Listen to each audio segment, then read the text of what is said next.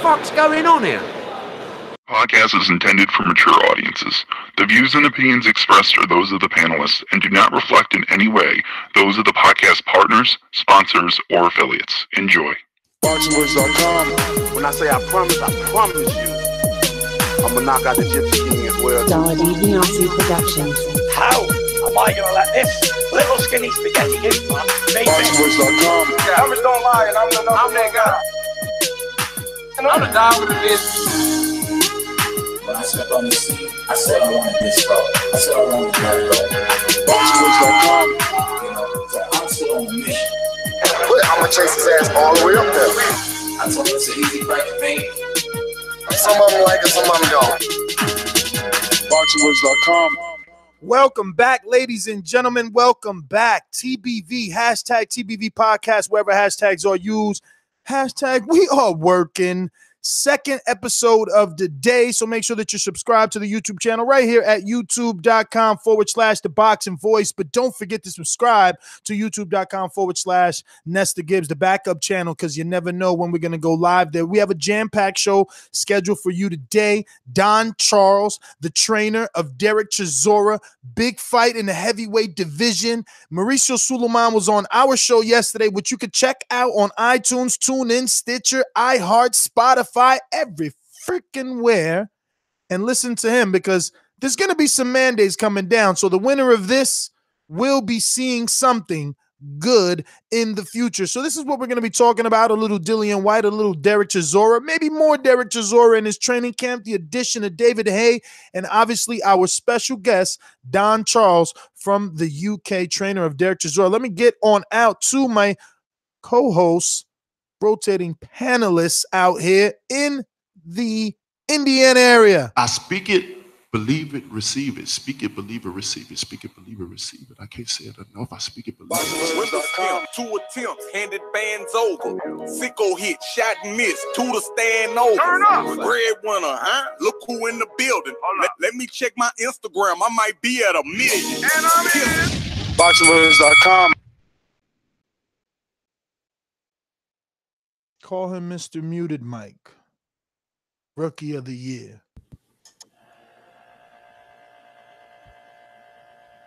Got the fan? What you getting? You drilling in the back over there? All right. Let's move on. It's me, Mario. Yo, what up? I'm very excited to talk about this fight. Such a good fight. You know, obviously the UK keeps doing it big. UK on full display from the heavyweight class to the lighter weight class. They are showing talent this weekend, and this fight is got all kinds of sexiness written all over it. You know, there's bad blood between these guys. They're coming off not coming off a rematch, but they are obviously fighting their rematch, and so there's a lot to talk about with this fight, and especially after the Suleiman interview yesterday, which, as Ness alluded to, you can go check out.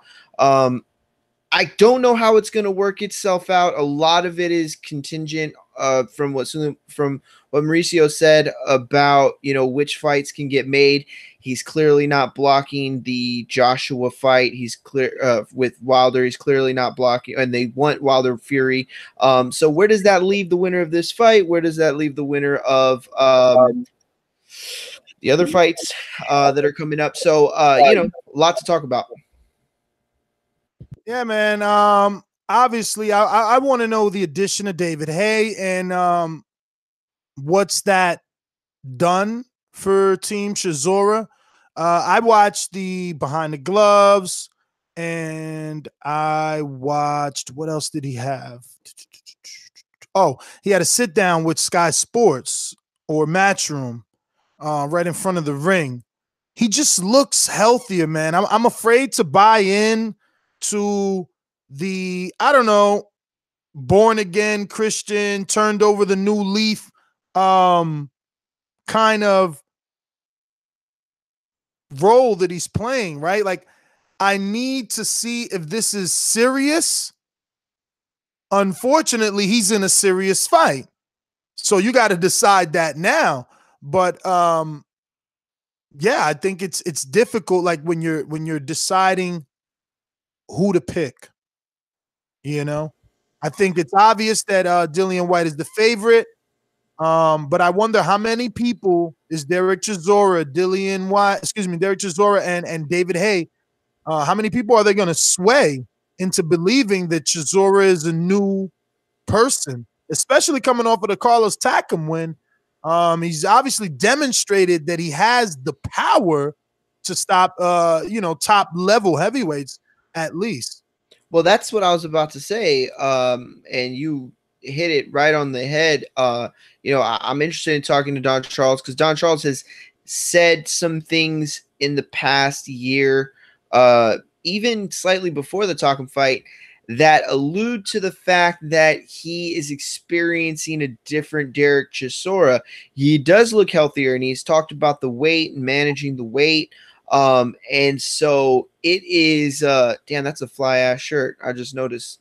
And so, I think that, I mean, look, trainers are going to say that. Those are talking points, right? They always say those kinds of things. But with Dereck Chisora, there's evidence there to kind of back it up. So, I don't know. It's definitely something we need to address with, Mr. Charles when he comes on. Which I've gotten no response as of yet. I don't know. I don't know if they're still busy with some fight week stuff. Today was a media workout, but last I spoke to him, he was available and picked this time. So we'll give him a few more minutes. Yeah, we can chop it up. See what happens. If not, total fail, epic fail.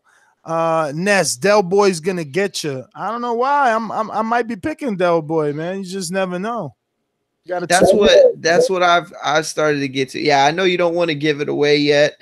And you had said something last week actually during the Canelo show. No, I think it was during the Zurdo show, where I started thinking you were leaning towards them. Actually, no, and you were hating on somebody because they were trying to take that parlay, I think, on that fight. And so I think, I don't know, something changed your mind, I think. I don't think that Dillian will be able to stop Chisora, especially not a motivated Chisora. I'm watching videos of Brian Jennings, which is another interview that we're going to be having scheduled for this month. This week. I'm watching videos of Brian Jennings giving it to him, but him giving it back just as well as he's receiving it. I'm watching him, work on the midsection. I'm listening. I watched a lot of videos too. I mean, look, everything's changed now. Everything's changed that I'm trying to make. That was the video that Mike was all up. That Mike was on. Mike was begging us to watch that video, right? No. I watched the David Haye video where he's I'm sorry. I think the title's like Raw and Uncut, David Haye. I don't know. But he's talking about Chisora as well as other topics. But on the Chisora topic, he's talking about that he changed his diet, that David changed Chisora's diet, that Chisora was obviously eating way too many calories and not burning enough. And now he's feeding him lean foods and he's burning calories. So we'll at least get a better performance, not in a technical aspect, but in a stamina aspect is what I'm assuming. We'll get more stamina, we'll get more activity, we'll get more power in the later rounds, and all that to me feels like he could do it. He could do it if you want to believe that he can do it, because I mean, look at what Joseph Parker did to Dillian Whyte in that 12th round. Someone who has a little more conviction, which Chisora does. Chisora has that conviction. I mean, listen to this. Where is it? Oh man, this thing is ridiculous. All right, go ahead. While you're looking for it, I will say that in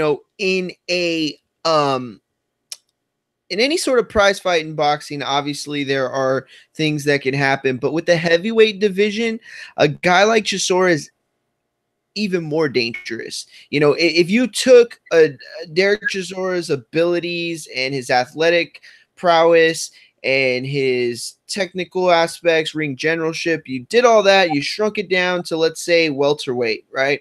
He's a dangerous fighter, sure. But there's just something about the style of Dereck Chisora as a heavyweight. It's not just the power, it's the authority, it's the manner in which he opposes his will that other weight classes don't do. And so, you know, going back to that first fight, I felt like there are definitely things that Dereck Chisora can do. I mean, obviously, there are things that he can do to make adjustments, right? But I also feel like Dillian Whyte did a lot of things that he's not. He made some mistakes in that fight that he won't make in this next fight. While I would say that I am favoring Dillian Whyte for sure, and I've liked Dillian Whyte for a long time. I didn't pick him, you know, with Joshua, but it was like one of those things where I knew they were going to meet again. I knew we hadn't heard the last of Dillian Whyte, obviously. I knew he was going to be a force to reckon with. And there was a time where, honestly, I thought he was better than Wilder. And I mean, he still might be better than Wilder, to be honest with you. I thought that it was like a 1 and 2 at that point with Dillian Whyte and Joshua. I think Dillian Whyte is in no shape, form, or fashion better than Deontay Wilder, so we can stop that right there. But Dillian Whyte and Chisora had a fight of the year. I believe it was 2016. Yeah, the end of the end of 2017. I don't remember. It was in December, about a year ago. That fight was absolutely one of the best heavyweight fights that I've seen with my own two eyes. I just don't think if Chisora has done enough to beat a Dillian Whyte now, because we've seen Dillian Whyte get better and better and better with every fight. But Chisora had a hiccup when he went to Monte Carlo and he lost to Yabel. Good point. And he just got back, and people say, oh, he had a very impressive knockout against Takiam. But during that fight, him and Takiam were going back and at it, back and forth for the whole fight.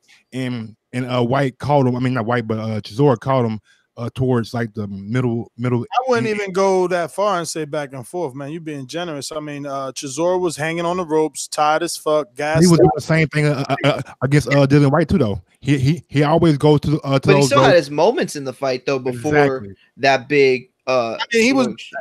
I'm taxing all that to his out of ring antics and, you know, not being prepared fully for a fight, and that's why he gasses. That's what I'm saying. Like, if you want to believe, this is the time to believe, right? He changed his camp. He's a born again Christian. He physically looks amazing. I mean, David Haye. Don't underestimate how much David Haye can help a person like Chisora. He's been in a world title fight. He's been on the big stage, so he knows the necessary advice to give us somebody like a Chisora, and he did knock Chisora out. But we've seen Chisora in those situations where, you know, he's we think he's underdog, outclassed, and he's come out and he's proven without the nutrition, without the I'm not gonna say proper training, but without his, you know, so-called rededication. So, you know, that's what I was saying. Like a guy like him is of course. No. And I'm not saying like, you know, that's gotten him so much further than he would be had he had this same dedication or whatever. If that is the case, all I'm saying is that I can't. It's hard to put into words, but a guy like Dereck Chisora is just so much more dangerous at heavyweight, you know, and it's not, again, it's not just about the power. Like, you know, a casual fan could be watching this show right now and thinking like, I'm tuning into the Boxing Voice to hear this dude tell me that, you know, the heavyweight division has explosive power, but that's not really what I'm saying. I don't know. I don't know how to articulate it to match up with what I'm trying to say, but Dillian Whyte is, in my opinion, and I think everyone else's opinion, clearly the better specimen walking into the ring. He's the, and not about achievements, but just playing in general, he is, I think, the better overall, well-rounded fighter. That said, this is a heavyweight fight, and that's really like the highlighted point I'm trying to keep. You know, it's not a welterweight fight where skills, I think, come into more, or a flyweight fight where certain athleticism and speed come into it more. This is about opposing your will. These are the big boys, you know what I mean? And this fight, I think, for Dereck Chisora needs to like resemble like an NFL lineman battle more than anything else. He's got to tire Dillian Whyte out. I mean, obviously he, you know, needs to not tire himself out, but he needs to make it very physical. Nestor, let me ask you a question real quick, Nest. Do you think that the 4-year age difference will make a big difference, even though Dereck Chisora is only 34? Just hear me out. Wilder is 33, and Wilder doesn't have that mileage of a Dereck Chisora at 34. Chisora has wear and tear, bro. He's got 8 losses, and he's had you know, he's had a dirty life, you know, in terms of like alcohol and just he's an old 34. Yeah, instead of, you know, in terms of alcohol, his eating habits. But I wanted to play a clip for you guys. Just hunt him down. Yeah, hunt him down. Just go. Hit him. Just hit him. Hit and pounce on him. Pounce. My thing is, like, we've been there before with him and his messages. Like, yo, he had me fooled with Vladimir Klitschko. It was a vitality smack. I was like, whoa, this is my man right here. He turned around and he wins me over, because after that he fucking well, David Haye actually won me over. David Haye hit him with the bottle, like he glassed me. But I mean, I love that Chisora was always involved in some shit, that he was always mega, you know, rough and just hood, you know, controversial. Man, I'm hoping that the training habits change. I just think that, you know, Whyte is the safe bet until Don Charles tells me otherwise, which he still hasn't answered. But I'm gonna get out to my contact in a minute. Let me ask you a question though. Now, with the improved lifestyle, cleaning, you know, so everything else is better now. This is for you, Mario. Do you believe the first fight, if Dereck Chisora would have had a clean lifestyle, like he protests that he has now, do you think that the fight would have ended differently, and do you think that he would have had enough power to get Dillian Whyte out of there? Short answer, no. I don't think that it would have been a different outcome. I think that, well, man, you know what? See, the reason why I asked you that, because of the audio that we just played. Yeah, over and over again, and that's no different from the first fight. The difference is his clean lifestyle now. That's why, his ability to maintain the same power and the same stamina as he's delivering that punch, because, you know, punch 3 is going to be a lot different than punch 20. Yeah, no, I get that. I do. I don't know, man. Look, I'm a Dillian Whyte fan. I'm not gonna lie. I enjoy watching him fight, and it's funny too, because I'm not gonna say that him and Dereck Chisora are the same or similar. Obviously, Dereck Chisora has had his controversies in a lot of ways, but man, Dillian Whyte he's outspoken. He reminds me a lot of Dereck Chisora when Dereck Chisora, you know, was coming out, and he's outspoken. He's not afraid to call fighters bums. He's not afraid to talk shit about trainers, especially the guy that we're about to have on. You know, he's just, I don't know, man. It's a different type of braggadocio with this guy. You know, it's not just like he's trying to sell a fight. Like, this dude is just straight controversy. And I mean, somebody said, one of the podcasters said a while back, this guy could start a brawl with just him. You know what I mean? I said something like he could start a barroom brawl and he's the only one in the bar. Yeah, I heard that. Now let me ask you another question.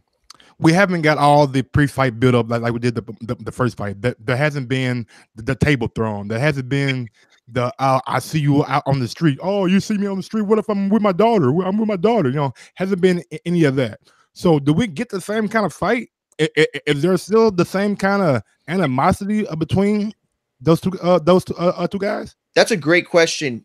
Because yes, I absolutely do. I think the bad blood is real. I think they want to hurt each other. But more than that, I think they have something to prove. You know, with all of the talk that Mauricio was going on, you know, saying, look, when it comes to the heavyweight division, it isn't just who you beat, it's how you beat them. And you could say that about any division, but I think with the heavyweight division, it's more important. I think had Fury and Wilder put on like a boring fight, you know, I don't think Mauricio Suleiman would be talking the way he's talking, but everybody keeps talking about him, how inspiring the fight was. And not just because of Fury, even though that was the most inspiring aspect of it, but the fight itself was inspired. You know what I mean? So if these guys come out and put on a show and the winner not only looks good, but makes it entertaining and gives us a big drama show, I think that it would bump them up in a way that, you know, boring 12-round UD wouldn't. So I do think that the bad blood is real. I do think we get a dogfight. I think that favors Dereck Chisora too. But that said, you're absolutely right. And the reason why that was such a good question is because I miss it. I usually don't like all the crap that goes on, especially when it goes a little too far, but I miss it from that first fight. I really do. No lie, man. Yeah. Dereck, that fight, man, has some of the best sound bites, the best moments that I've been around boxing a short period of time, so I know. But that right there is a memorable press conference for me. Is it echo? Go ahead. The whole lead up was memorable. And, you know, that was one where it was like you were watching it and it's like, forget it 24/7. I want to see a, you know, like a real TV type show with these guys. You know what I mean? Like it was really cool leading up and you felt like they were going to fight. They ended up coming out and really showing out. That's the best part. You know, when guys come out and they do a lot of trash talk, you know, like the David Haye, Klitschko, you know, where it was like all this buildup and the intenseness of it all, and then they just fall flat and disappoint, it's even worse. Like it feels even worse than had they not done any of that. But to do all that and then come out and put on a great fight, you know, it leaves that memory in our minds. I'm gonna try with the echo. Now, Dereck Chisora had Brian Jennings over for sparring. Now, yes, I believe it was yesterday when I asked I forget the Ronnie Shields about the best sparring partners that are able. Charles B. So what now? I asked Ronnie Shields about the best sparring or whatever. Now, do you think that bringing somebody like Brian Jennings over, who we all know had a fight in January, so he's getting ready for a fight too, having somebody of that level, is that maybe too taxing for Dereck Chisora? No, I see, and I heard your question. I see. Here was the problem. I think there was like a miscommunication. Not a miscommunication. Right, I think it was lost in translation. We finally got him. Are we snagged him? We snagged him up. Let's go ahead and give him a proper introduction. All right, so we are live with the trainer of Dereck Chisora, Don Charles. We had a bit of difficulty snagging him, but it is fight week, and I hope you guys are excited for this special treat. Don, how are you? Thank you for taking the time out in your busy schedule, obviously with this big rematch, Dereck Chisora, Dillian Whyte, and it being fight week and all out there in the UK. We appreciate you coming on the program and just talking to our US and international listeners, but definitely wanted to have you on the program. Thanks you again. My pleasure. All right, so I'm here with my panelists. I got Mario Munguia and Michael Gross, and we'll just get right into it. I mean, listen, Dereck Chisora is still an underdog and a pretty sexy underdog at about a 260, plus 260. But how much can we take of the addition of David Haye? Because that's what the storyline is for this fight. He's a born-again Christian. He got with David Haye. He's got his diet right. He's just a different fighter. Do you want to put all the credit on him changing and David Hayes' addition, or do you see something else in Dereck Chisora that, you know, the U.S. public needs to know? Yeah, basically it's a collective of all different factors. You know, you get to a certain stage in your life where you take stock, you look at everything around you, and you want to improve yourself on all aspects, and then you make certain decisions. With the David Hayes inclusion, when Dereck first mentioned it to me, I initially rejected it because, as you know, we have history with Mr. Hayes. But it took me about 5 minutes or so to digest it. And when I thought about it, I thought, hang on a sec, as bizarre as it may appear, this could actually be a genius move where Dereck's concerned. And I went back to Dereck. I said, you know, regardless of all the history we have with Mr. Hayes, it's actually a very good move if you ask him and if he agrees to get on board to give you the experience that he has gotten himself. Because myself and Dereck, as you know, you're aware, he's the first professional fighter that I've ever trained. And we've done everything. We have fought for every title there is to fight for in boxing. And we've always fallen short. And there's always a reason for that. Okay? There's a reason for it. I believe I'm a reasonable coach. I believe Dereck's a very good fighter. There's always something that we're missing something. So I don't have an ego, such as the ego that will get in the way of my fighter achieving his dream. So if the inclusion of Mr. Hayes will be the missing link that will enable my boy to become a world champion, then so be it. So I initially rejected it, the idea. And when I thought about it, I embraced it and recommended that, yes, if Mr. Hayes wants to get involved, let's go for it. And here we are today. How's it going, Mr. Charles? My name is Michael Gross. Hi.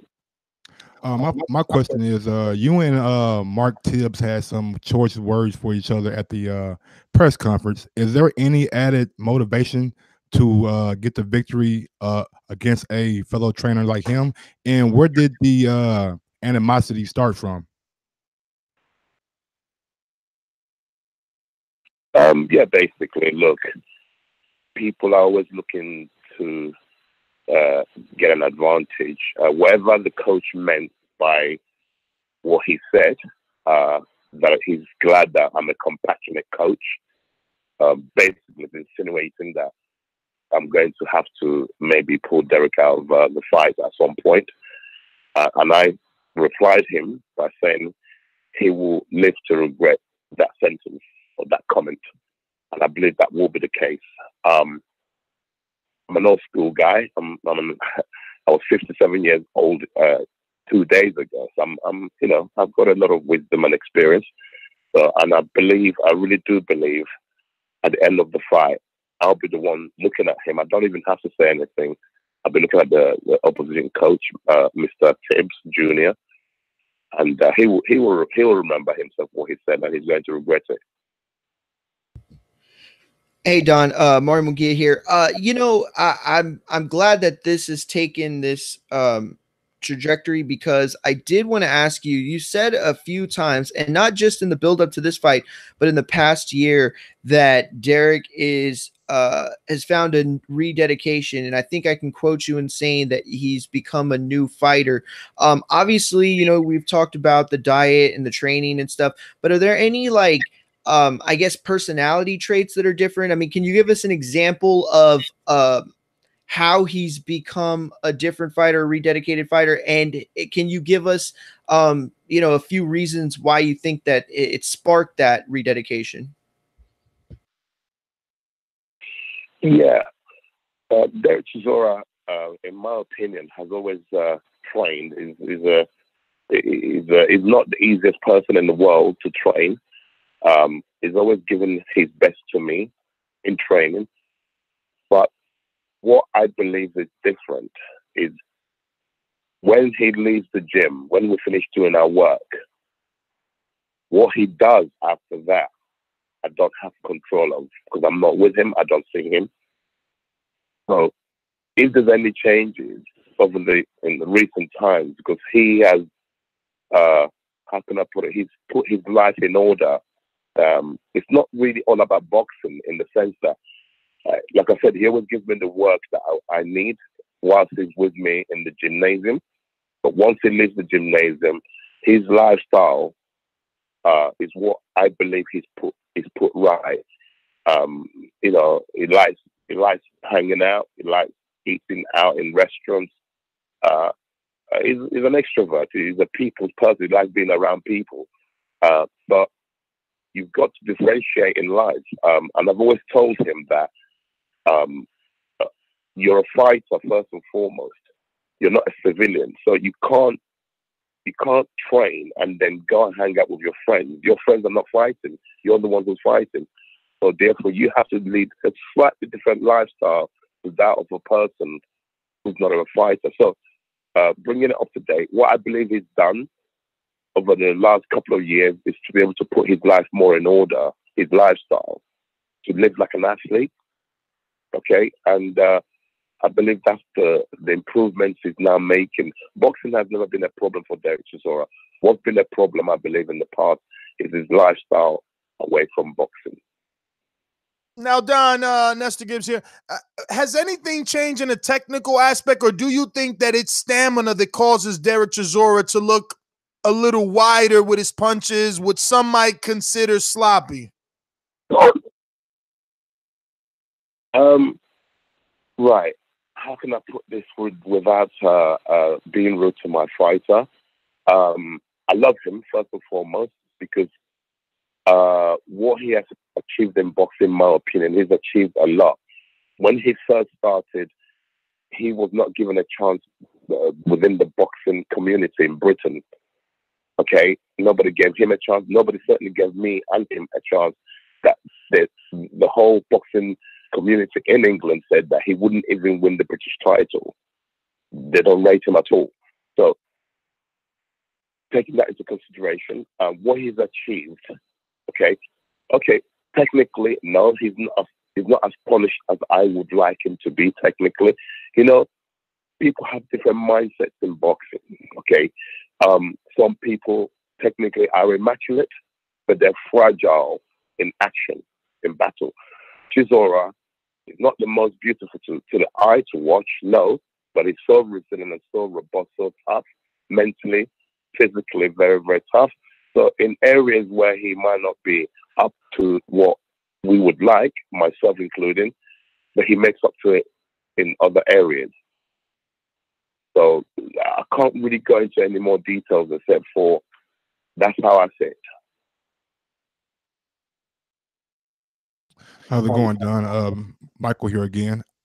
I was going to ask you, how do you prevent the mindset or the state that Dereck Chisora was in when he fought Ajit Kalbel? Because I don't think that was the best Dereck Chisora that we've seen, and I don't think that he was really motivated by that fight. So how do we prevent from seeing that same replay of a Dereck Chisora? Right. Again, it's all down to mindset and attitudes. Having worked with him for a number of years now, I kind of know how his mind works. Okay, I'm not making excuses for him. He should be a professional at all times. When he fought Caballero in Monaco, I wasn't present. He needs my voice. He needs the way I speak to him because I know how to get through to him. I'm sure there's a lot of fighters that are like Dereck Chisora. He's that kind of fighter. He is a fighter of the big occasions. Okay, the venue he fought in Monaco is not really what he's used to. Okay, if you're a professional boxer, footballer, basketball player, tennis player, you should be able to perform at every venue. But unfortunately, he's one of those. We're very 10% out of the whole boxing fraternity, the professional boxers who are not able to make that adjustment. He falls into that category.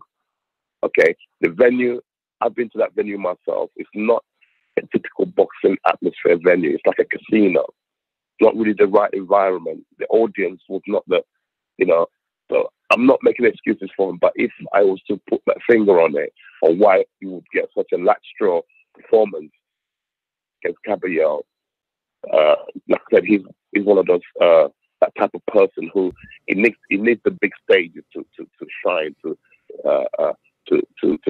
perform. Now, Don, question. Oh no, I'm sorry. Go ahead. Go ahead.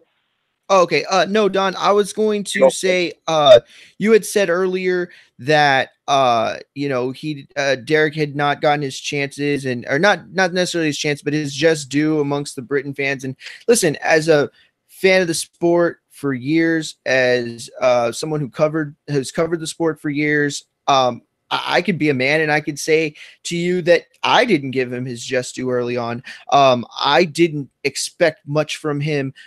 He's shown a lot more than I thought he would. That said, coming into it, based on the way that you're talking, we actually had Mauricio Suleiman on yesterday, and he mentioned the fight. What do you expect if y'all win? If you can come out and put out a dominating performance, do you think that I guess the stigma against Dereck, as you had kind of put it, will hold him back? Do you think that he'll get his opportunities? Do you think that he'll be put in the mix, with the Joshuas of the world and Tyson Furies and everybody else?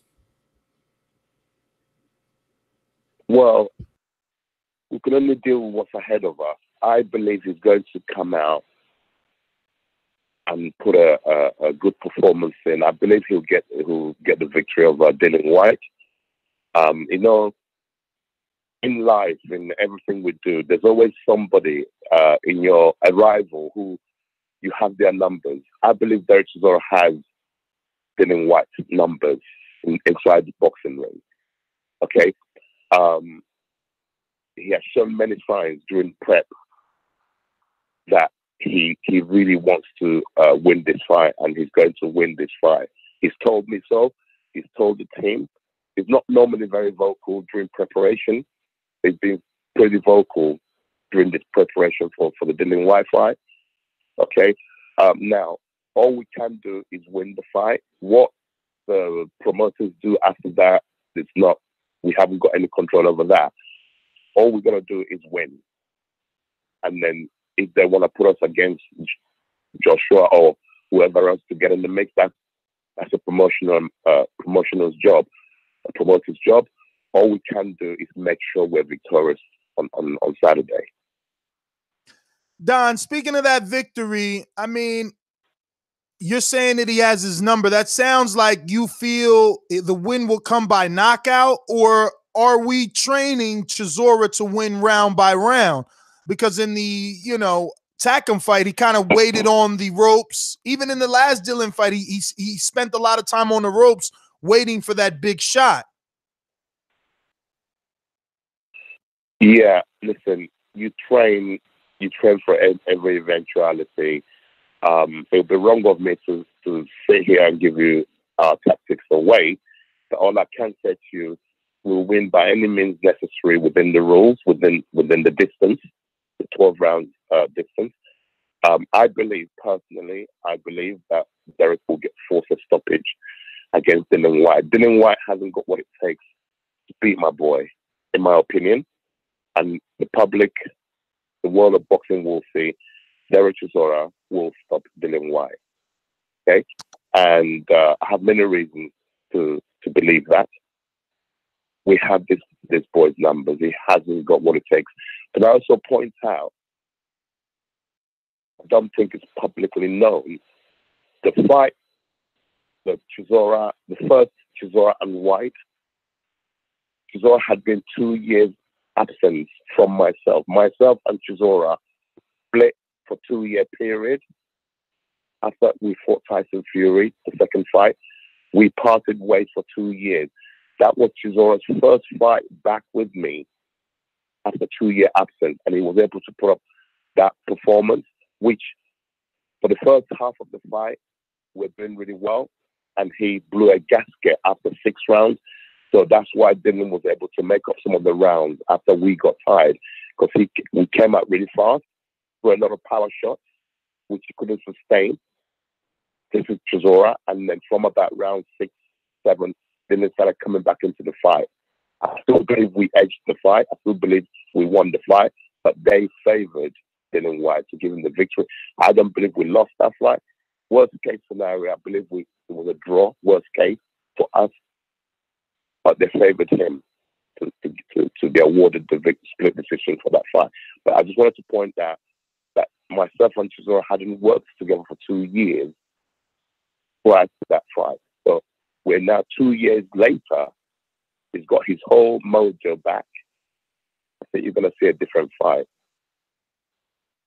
Mr. Charles, I'm so glad you brought that up. I am so glad you brought that up. I had the fight considered as a draw when I watched the fight live. And I also thought that maybe Chisora possibly did enough to win. Now, do you think that Chisora antics outside of the ring, the first fight, was maybe the reason why they favored him? And is that part of the reason why he's not doing those things now? It's a combination of things. Most definitely, the pre-fight antics would have added to the decision. Also, Eddie Hearn was not there to was promoted back then. Eddie Hearn was Dillian Whyte's promoter, so he was for the decision. Okay, there's a lot of factors, but I'm not here to cry over spilled milk. Or I'm telling you categorically that I have many reasons to believe that Dillian Whyte, no disrespect to him, I think he's done exceptionally well because we know him. We raised him. Again, this is not public knowledge. We were very instrumental, myself and Dereck Chisora, in helping our brother. He was known, right? So we know this kid. We've got his numbers. I'm telling you, trust me on it. So decision or knockout? I mean, help me make some money here, Don. Yeah, real quick, are you hoping, Don, that the fight is similar to the first one? I mean, I think that would favor y'all's opportunity to get a stoppage. Yeah, I believe it's going to be a similar fight. I believe Dillian's going to, obviously. He has only one thing to do. He will be told to come out and box Chisora and use the ring. Don't get involved. We know that we will force him to fight. If anyone follows Dereck Chisora's career, okay, we fought a man called Robert Helenius many years ago, okay, an exceptional boxer who was knocking everybody out. He came, we forced him to fight the type of fight we wanted him to fight. And that's exactly what we're going to do with Mr. Whyte. Regardless of what he does, he will be forced down to our chin.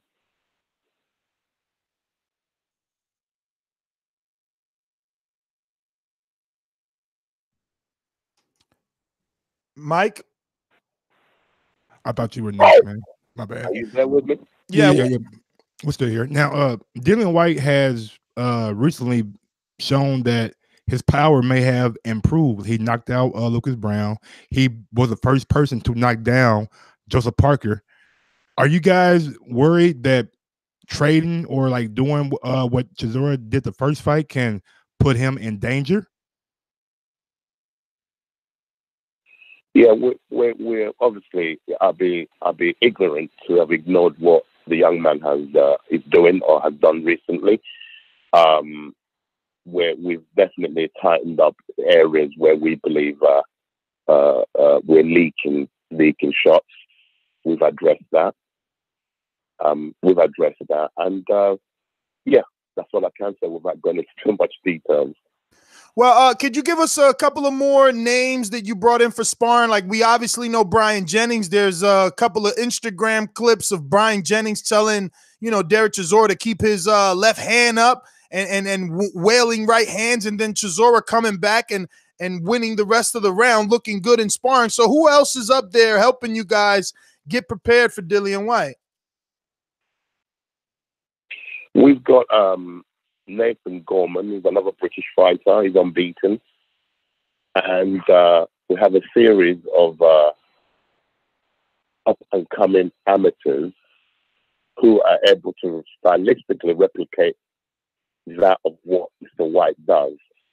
The names you won't know at the moment because they're not known, but the main guy we had there was Nathan Gorman and Mr. Brian Jennings, the wonderful, lovely Mr. Brian Jennings. What an athlete, what a boxer, what a technician.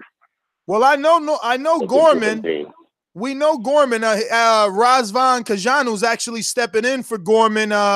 Since Dubois stepped out, it now looks like Gorman and Razvan will fight. What do you think of Gorman, and how far do you see him going as a heavyweight? That's a Frank Warren heavyweight, correct? I believe so, yeah. I see him going all the way. From my observation, he has the right attributes. He's got the right mind. He can give it and he can take it. A lot of fighters are good with output. They can't deal with what's coming in. He's able to deal with incoming ammunition, and his punch selection is very, very good, very fast hands. And he's only 23 years old. He's got a bright future. Now, Don, we all know that boxing is a unforgiving sport, and Dereck Chisora is right now. He's 34 years old, and he's not my 34 years old, and he's not maybe the average boxer 34 years old. How long do you see Dereck fighting? And if you had a perfect world and you guys won this next fight, who would you want next?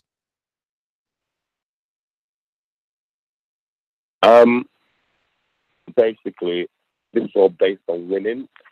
Rather than we're victorious on Saturday, which I really truly believe we will be, I would personally advise a maximum 24 months more based on winning. I mean, isn't it right to get AJ? Because that's the whole setup, right? If Dillian is successful and looks good, you got Anthony Joshua in the audience. He didn't want to come to Tyson Fury versus Wilder, which this is a two-part question. My listeners want me to ask you your thoughts on the Fury-Wilder decision. And yeah, I mean, he didn't show up to Wilder Fury, but he's showing up to Dillian Whyte, Dereck Chisora, so it's only right. You got David Hay in the news saying, if Chisora wins, he's going to get him that Anthony Joshua fight. Is that what you want, or do you need a few more Dillian Whyte types before you get this new version of Dereck Chisora in there with a Anthony Joshua? Or is it a case of, this is boxing, you got to take your opportunities when they come? Well, I'm going to be a bit of a politician here. I'm going to answer your question. We don't like politicians around here, Don. We're going to come looking for you. If you ain't noticed, our president is Trump. Basically, it would be wrong of me to overlook the fight. Whatever happens next, like I said earlier on, all we can do is win. Once we win, then obviously we'll sit down collectively with the manager, David Hay, and discuss what's next. We know what potentially could be next. But we mustn't, our attention is totally on the fight, which is on the Saturday against Mr. Whyte. It'd be wrong of me, the coach, certainly wrong of Dereck, if we are to overlook Dillian Whyte, because that's not possible if we don't. Based on winning, what happens will happen. We haven't got no control over that. That's definitely smart, but hold on. Oh, go ahead. Remember, that was a two-parter. Oh, yeah. Go ahead. I just wanted to remind you it was a two-parter. You and Dereck obviously faced Tyson Fury twice. We wanted to get your thoughts on the Wilder Fury fight, controversy, outcome. Your thoughts. Right. In life, human beings, what we have a trait, regardless of, we're all individuals, but we have one common trait. That common trait is to follow like sheep, right? I happen to have my own mind. Everybody. Wait, Don. Wait a minute, Don. Wait a minute. You just put a smile on my face. What did you say about sheep? I said human beings. I said we have a common trait. We tend to follow rather than use our own mind, God-given mind, to examine things ourselves before we make a decision or make a comment. We follow like sheep. Okay. No, we use that terminology around here a lot. We consider Eddie Hearn the shepherd. Do you? Yeah, we consider Eddie Hearn the shepherd, and a huge portion of UK fans, we consider them sheep because they just repeat anything that Eddie says, believes anything that Eddie says and does. And it's just like, look how hard Dereck Chisora had to fight to get this rematch. So why are we believing Eddie? So I just hit him with the sheep soundbite, Okay, it's interesting to know that because my origins, I'm from Nigeria. My mother always used that sort of phrase, so that's why I've inherited it from my late mother. She always used that when she speaks. She says, use your own God-given mind to make decisions. Don't listen to people, but examine it first yourself before you then conclude what comes out of your mouth. So, going back to the question, I've examined the fight. I've watched that fight back over half a dozen times, and yes, I believe a draw would be the right result because there's loads of factors. Some of the rounds that people would have given to Tyson, I would have drawn some of those rounds. They weren't conclusive enough. Okay, and overall, taking into consideration the two knockdowns, heavy knockdowns, the second one, yeah, I think a fair result is what the verdict for the draw, and I go with that. You said that. Look, obviously, y'all aren't looking past this weekend, and I get that. Mario's a nice guy. I'll say it. You just upset a lot of sheep saying that draw was official. Man, well, because not all of us use that terminology, Don. That's why. Hey, listen. There's a group, hip hop group from your side, man, called Black Sheep from the 80s, 90s. Yes. That's me, man. That's me. Black Sheep. Look. Someone in the chat said, I don't like Don anymore. Well, you don't have to, man. You don't have to, man. I like myself. Nah, that's just getting riled up. But go ahead, Mario. Take it away. Hey, Don, real quick. I'm pretty sure that I know what you're going to say here because, you don't want to look past this weekend. But what were your thoughts on Joshua coming out and picking Chisora in the fight? Is that mind games on his part? What do you think enabled him to do that? Only Anthony can answer you that. He has his reasons. Again, we're all very familiar with each other here. We've known Anthony from when he had just 4 amateur fights. He's been involved with us. So I know these kids as they came through the ranks. So he has his reasons for saying what he said. His prediction. That's his prediction. That's his opinion. So who am I to question him? Hey Don, I kind of want to switch gears real quick and just touch on something real fast. Frank Buglioni, one of my favorite UK fighters, recently said that he was going to retire after losing his last fight. What were your thoughts, and can we ever expect to see Frank back? Honestly, as it stands, I really don't believe that he will come back. He has a very strong family unit. And collectively, they decided that this young man, for the last 19 years, he's been fighting, and he as a fighter, the family, they've decided, no, enough is enough, because, you know, again, he's done everything. He's fought for a world title against children. Enough, he didn't win it. He's won the British title, which is when he first turned professional. His ambitions was to win the British title and no more. And he's managed to do that. And looking at the demographics of that division, it's a very lively division worldwide. You look at it and say, do I really want to do this anymore? Also, a big factor is that he starts, for some unknown reason, he starts to cut quite easily. And he starts to cut.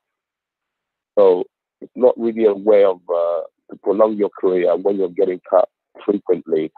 And he decided to call it a day, which, you know, was very, very sad for me, because I've only been working with him for the last 2.5 years of his career.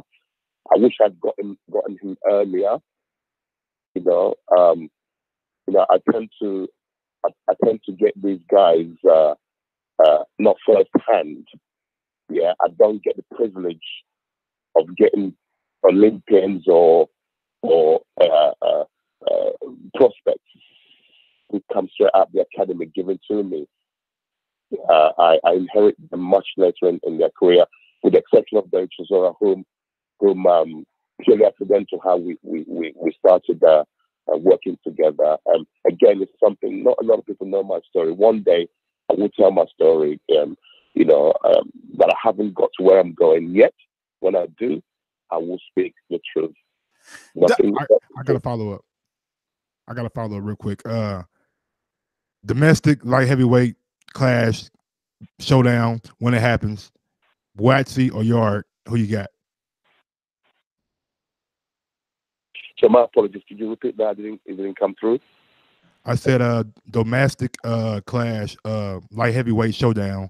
If it ever happens, Whyte versus Anthony Yard, who you got and why?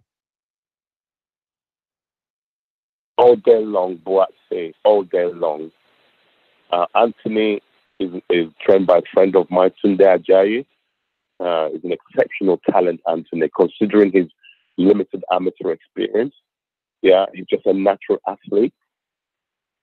And then compared to that of Whyte, who's an Olympian, a very well-schooled, very well-educated fighter. Stylistically, yeah, I think Whyte wins. And I'm still yet to see Anthony Yard have a real fight, in my opinion. Yeah, he's good. But come on, man, have a real fight. Have a real fight before we can actually conclude of how good you are. Have a real fight. Mr. Charles, so I wanted to ask, before this fight was official with Dereck Chisora, Eddie Hearn offered Deontay Wilder $5 million to face Dereck Chisora. And while I would assume that you and the audience is going to think I'm want to ask, would you have taken it?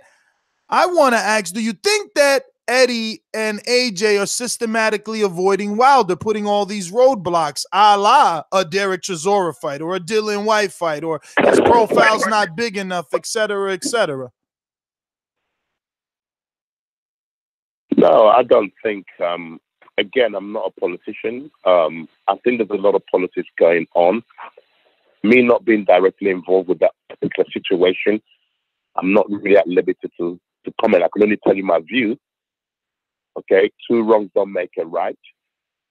I think the way, if I can for one moment get the psychology of Eddie Hearn and Anthony Joshua, is that Anthony has the majority of the belts, the 3 belts. He sees himself as the man who's got all the belts, with the exception of the WBC.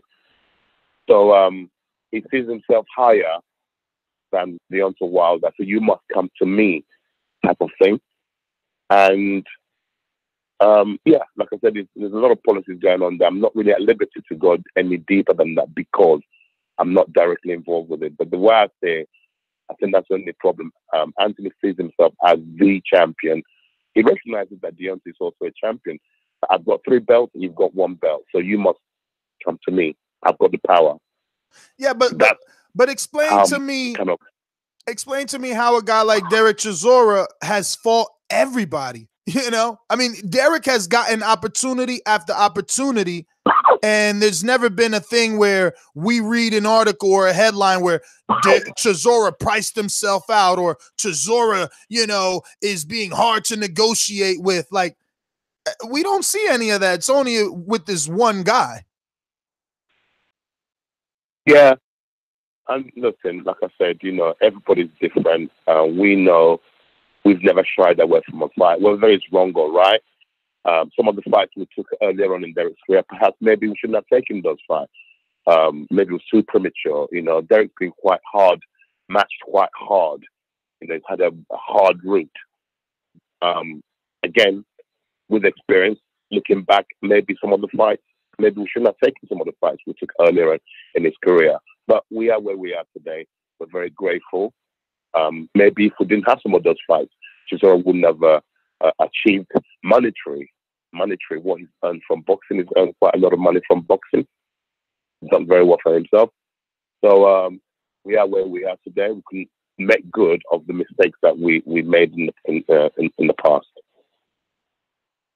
Well, Don, I want to thank you, obviously, for coming on the program, taking the time out during your busy schedule. We know it's fight week. We know Saturday's the big one. We'll be tuned in live. We got our team covering it on the ground, Dove, Joel, and actually, you know, EJ, he'll be covering it. So make sure you give us a post-fight interview. Thank you again, and hope to get you back on soon.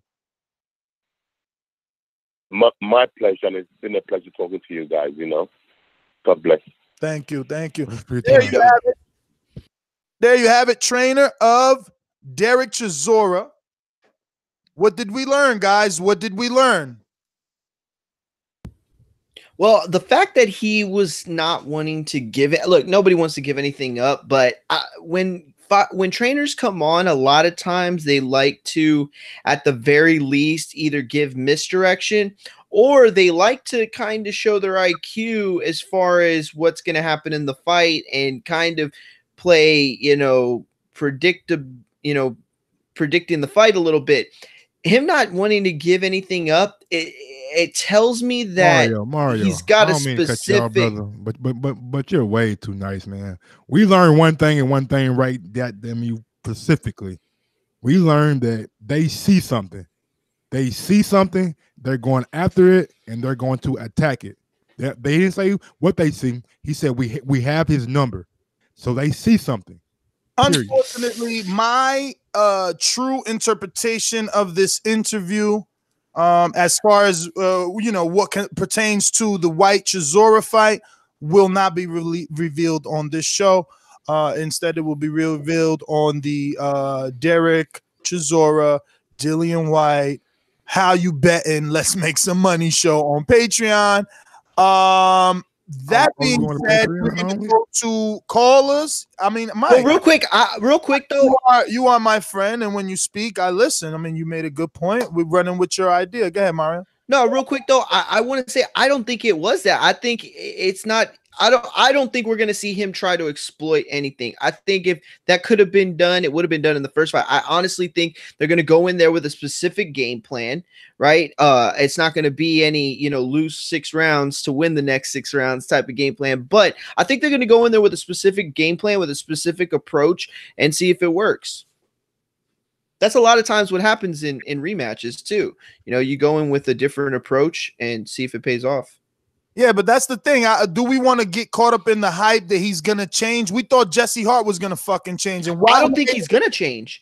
I think he's going to try to use certain aspects of the first fight to his benefit, you know, whether that means, you know, bull rushing at certain points, or whether that means, trying to stay somewhere in the ring. I mean, it could be a lot of things. It really could, but I don't know. He didn't give us a lot, though. He really didn't. I mean, he didn't, but Chisora already did. Like, he didn't say that the game plan is changing. This is his game plan. Just hunt him down, just go, hit him, just hit him, hit and pounce on him, pounce. So in his eyes, he's coming out to throw punches. My thing is, does David Haye do enough that Dereck Chisora can throw punches for 12 rounds? Because let's be honest, Dillian Whyte has a better jab. He's probably has the advantage in the reach for sure, and he at least uses his jab. But he's extremely sloppy himself. He falls over, he leans over, he puts everything into every punch, so he's often falls off balance. But he is the better boxer. So repeat that what you said, Ness. You said that does Whyte have enough? Not Whyte, Chisora. Does Chisora and the inclusion of Haye give him enough stamina? Oh, okay. I'm sorry. Yeah, good point. Says pounce. Because if you're gonna pounce on Whyte, you're gonna beat him, because we seen how he looks in the 12th round. We seen that. Well, Mike said too, though, his power, it might be different from the first fight. Mike alluded to that. Do you get caught coming in?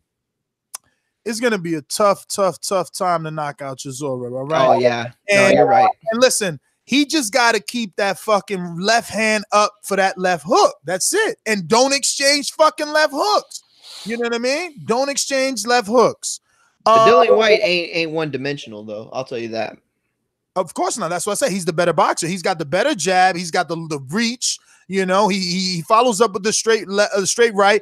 And the good thing about him is he loves the left hook. So he's always gonna give you a 1-2-3 every now and then. But if Chisora's in his gut and his pounds, he's working the body. Bro, we talking later rounds. Later rounds is where it gets sexy. But we'll see. I'm going to go out to our sponsors, and we're going to get to the callers. You know the number to call in, 1-425-569-5241. We got another special treat, especially for our UK listeners. So if you're in the UK or you're, UK bred and living in the States now, hit the thumbs up, because we got a special treat. If you've been a listener at least for the last 3 months, you are going to enjoy this. And there may be some technical difficulties,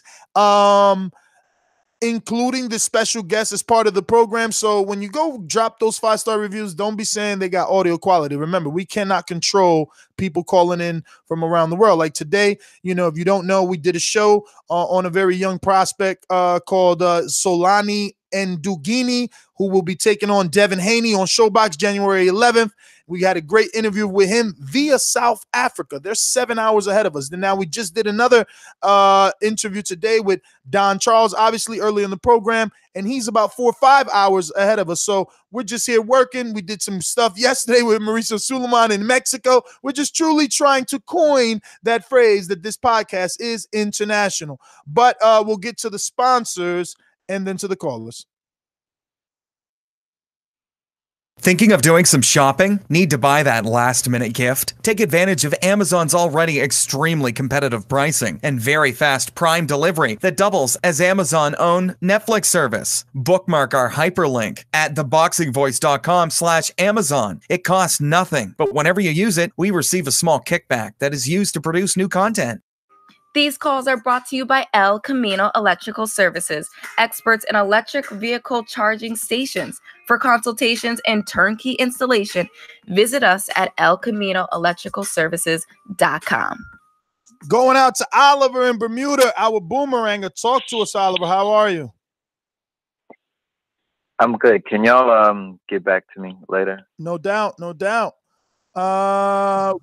out to... While you do that, man, speaking of holiday shopping, man, go ahead and head over to the boxingvoiceshop.com. Use the coupon code GIFT20. That's GIFT20, and get 20% off everything in the store. That's Today is the last everything. day of that. Oh, what? Yeah, I believe today's the last day. It's the last day. You better hurry up. Bet to hurry up because you don't want to be at a fight. Speaking of fights, Mario and Cantu already putting their dibs in for Earl Spence versus Mikey Garcia in Texas. You don't want to show up and not see them with a, they don't want to see you without a shirt. You want to make sure you got the shirt on, get the pic, you know what I'm saying? Might get that secret info to whatever it is that we're doing that weekend. We're doing something big. Head on over to Patreon and find out. We did an episode specifically on Mikey and Earl and the festivities the TBV and the family members will be doing. And we also have a poll that closes January 1st. So you still have time to bet on what exactly TBV and the family do. So that being said, let me get out to J Hardcore Boxing in DC. Also, Boomeranga. Shout out to my two first callers, obviously supporting the movement, joining over there on patreon.com/ThaBoxingVoice. Dollar DiBiase Productions. J Hardcore Boxing. You know shit about boxing. BoxingVoice.com. Okay.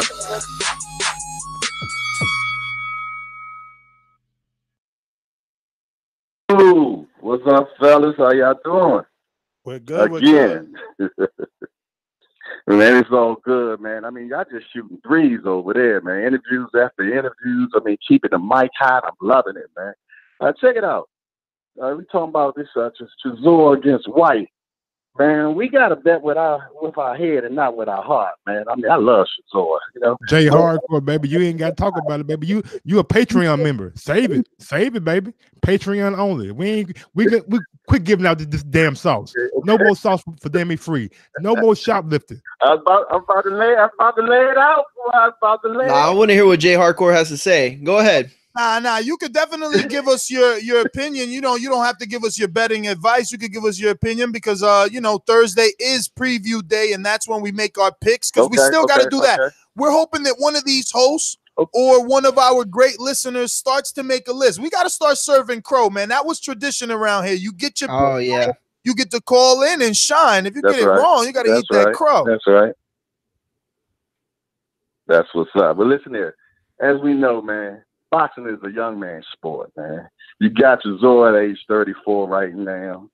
His height is 6'1". Whyte is about, 6'4". Every time he goes against, I won't call Whyte a technician, but he did beat Parker. Okay, so normally, Chisora loses to people that's going to box more than anything. A la Fury, he lost against Pulev. Who else? He did beat Tackle, but that was a Hail Mary. We all know. I just feel though it's a young man's sport. Whyte been more active. He got more to lose if he loses this fight because he got the bag sitting right beside him. So he got more motivation. I just feel though that I don't know about motivation, man. I don't know about motivation. I'm a religious man. I think Dereck Chisora, turning over a new leaf, being a Christian. I think the motivation is there because, he's starting to see the fruits of, being born again. And I think that he'll have motivation. I mean, hearing the fact that he could possibly get the AJ fight, David Hay made that clear for him. So I think they both got motivation. I think that you're right about Whyte having better skills. Yeah, I'm born again too, so I totally understand that. Manny Pacquiao was born again, but he fought Floyd. I just don't think God gets into boxing. But you right about that. You right about that. I'm gonna say that God don't give a damn about sports. That was a good quote. That was a good quote. Let's keep it real, fellas. But listen here, man. I love the show. People go over to Patreon, share the show to your friends, hit the thumbs up. It doesn't cost you nothing to do that. Don't shoplift this show. Don't put it in your pocket. Pass it on to somebody else, and let's make this the best way. It's already the best show in the world. But let's just take it to another level. So, it's always a pleasure. Y'all take it easy. All right, brother. That other level. That other level is definitely in studio. We need to get on the couch, man. We need to have our heavyweights tussling like they had Ali and Frazier, man. We need that. We need to bring that back, and it need to be the TBV at the wheel of that. We're gonna go out to looks like Jose in Canada. What up? Popping all this champagne, popping all this rosé, getting money like Jose, chain cold, Norway. Shorty wants that full play. I'm like, no way. Yo, man, loving this morning stuff, boys. Good job, man. You know what? I guess you got to put me on the interested side, man. I have no other option, man. You gotta learn to just accept the whole Chisora Whyte thing, man. They're still going to be in the mix for a bit. They're going to be fighting Joshua. So, I mean, you either come to realization that you accept it or you just deny it, but it's still going to be there, man. So whatever. Let's see this fight. You know, in my opinion, they're two horrible heavyweights that should be on undercards. Honestly, it's not to be a hater. It's just that's the honest truth. I would love to be seeing Ortiz and big baby. People in the UK believe that Dillian Whyte would beat Deontay Wilder. Wilder's been ducking him. That's absolutely. Yeah, he could. That is so ridiculous, man. So ridiculous. Like, I mean, I know, like, that's the UK thought, and good on them, man. Like, really, who else do they have to cheer for, man? Like, good for them. AJ, same thing, man. Eventually, the house of cards will tumble down, man. That's the truth. I hate to say it. They haven't had a real champion since Hatton, man, and even Hatton was a bum. So, I mean, that's just the way it is. They'll never have a De La Hoya, Mayweather. That'll just never happen, right? So, I mean, they got Josh Kelly. Damn. Josh Kelly. Oh, who the hell is that, man?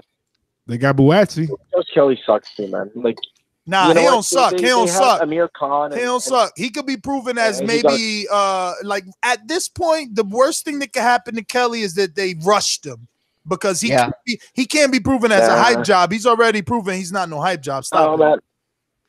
Have you ever heard of what was that? What last guy? What about Kawasaki? What about Kawasaki?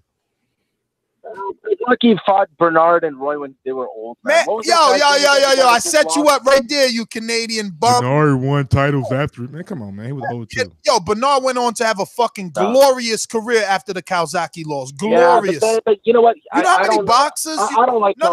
You know how many boxers would love to be B-Hop post Kawasaki? Oh yeah, a lot of people would. Yo, Marcus Brown is in the biggest fight of his career versus Badu Jack. Do you think he'll have a post Kawasaki career, Mario? I don't know, man. Hey, that Badu Jack, bro. You fight Badu Jack, bro? Bernard beat Pascal. That's all he beat was Pascal. That's it. He didn't beat anybody else. You crazy. Bernard after Kawasaki had a great run. I don't even got to pull it up. I know first off he beat. Who did he beat? He gave Tavares. Who did he beat? Tavares. He beat a. Let me talk. Let me talk. He beat a guy who trained himself. He beat a fucking guy who trained himself. Who's that? Who's that? That's the truth. Yo, you don't even know. Bernard unified. Bernard unified at light heavyweight after Kawasaki. Bapa, what you talking about? He gave Tavares Cloud his first loss. He gave Tavares Cloud his first loss. Yeah. Hey, Chad Dawson basically built his career off of that. I mean, don't get me wrong. Chad Dawson was at a certain point, but that was a highlight of his career. Bum, yo. He called everybody a bum today. I was about to say too. It was good hearing Jose's voice again, and then he came with that fire. I was like, God damn. I miss Jose, man. Let me just show this dude. First, I'm gonna pull up fucking guns because there's no way I'm not. That's racist. Well, my bad. That was the wrong soundbite. I'm pulling up guns because there's no way I'm not shooting this guy after that ridiculous statement. We're gonna get to this. Stop the violence. Here go this box wreck. Okay, we're gonna find Kawasaki. This resume is so thick. I haven't even found Kawasaki yet. I'm stalling. Okay, what year? Carl Froch said Kawasaki ducked him. Okay, Kawasaki, here we go. After Kawasaki, oh my God, look at this. We forgot about this. After Kawasaki, right? He beats Kelly Pavlik.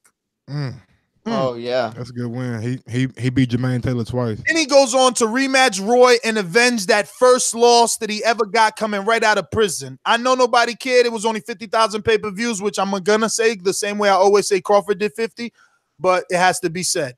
He still beat him. After that, he drew to John Pascal. That if you're a casual, you'll be like, oh, he got a draw. No, motherfucker. He beat the shit out of him and got robbed. You know what I'm saying? Even did push-ups either in the first fight or the second fight. Goes back to Canada. That's why you hate him, because you Canadian, and he went over there and beat the shit out of John Pascal. Not once, but twice. I seen that HBO face off with Max Kellerman for like the preview for the second one, and Bernard was just talking.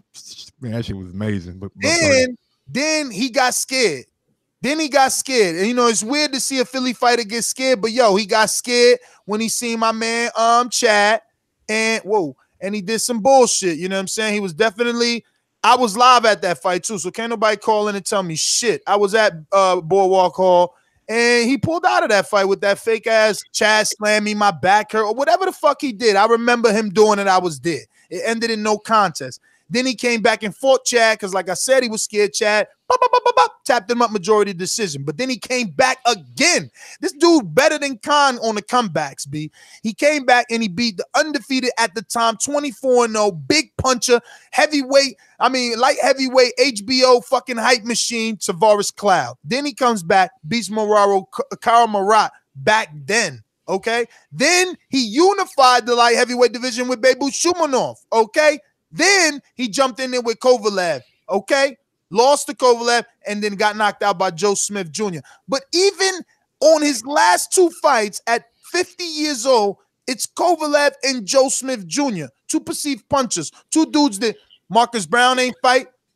I just hate that fucking last memory, man. I mean, that's how you do it. When you a fucking champ, you keep keep gambling, you keep rolling them fucking dice. The casual, listen, the last thing shit on HBO, like him getting knocked out the ring, and the only thing that needs to be said and known from this fucking rant is don't you ever disrespect a legend like B-Hop and anyone else that has resume like that. It doesn't matter. No, listen, he elbowed his way into that light heavyweight and made himself. I mean, that was at a time when everybody was talking Kovalev. You know, he had just came up into the scene, and then he fought Kovalev when there was a man that was ducking him. I'm not going to be disrespectful, but you know, it was a big fight because of the politics that were around at that time. You know, and somebody jumping ship just to avoid that fight. That was huge. Mike, you busy? No, nigga. I just wanted to make sure you ain't. I'm gonna go to the callers, you know, but I ran to a bit and never know if you had anything bottled up. No, go ahead, bro. Go ahead. All right, going out to Dillian Whyte beats Wilder. JD, motherfucker. There's a lot of things I like to do, so just try to get on my game. I don't know why they gonna call me, but I'm a 54-pounder. But I have a brother that's at 160.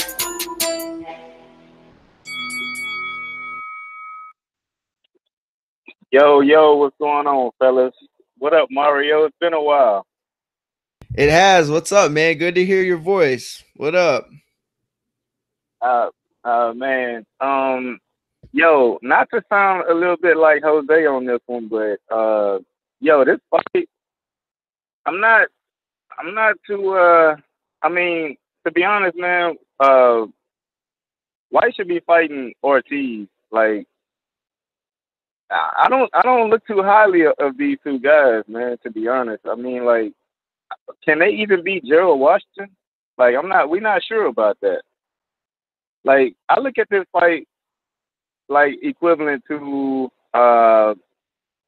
Andre Berto and, you know, Devin Alexander. I mean, you got your top tier welterweight, and then you got these two guys, you know. They not in my top 5. You know what I mean? Like, I don't even know what. You know what? This fight is pointless because whoever wins, I mean, does Chisora do anything for Whyte's career, or you know, vice versa? Like, I don't know. I bro, feel like but I'm sounding like Scorsese on this. Chisora won a top 10 fight, bro. He's back in the mix. He knocked out Takum. Like, I mean, can we call it the Joshua sweepstakes? And let's talk about that. Oh, listen. And let's talk As about an that. American, I mean, too, look, listen, the as an dude was- American, you need to be careful because the heavyweight division is thin. Nah, fuck that, B. All right, well, do you? Nah, man, because look, I mean, look, Chisora is so far out of shape. I mean, like, I don't see both of these guys. Whyte, dude, these dudes get tired in the second round, man. Like, it's gonna be a sloppy fight, no defense. It's gonna be rock'em sock'em again. You look, and listen. Some people like that. You know what I mean? It's like two guys just eating punches, blocking punches with their face and shit. But I mean, again, man, let me ask y'all: Would Gerald Washington would he beat either one of those guys? Because I got him winning. I don't against know. both of them. I don't know if Gerald Washington could beat Dillian Whyte or Chisora. What you talking about?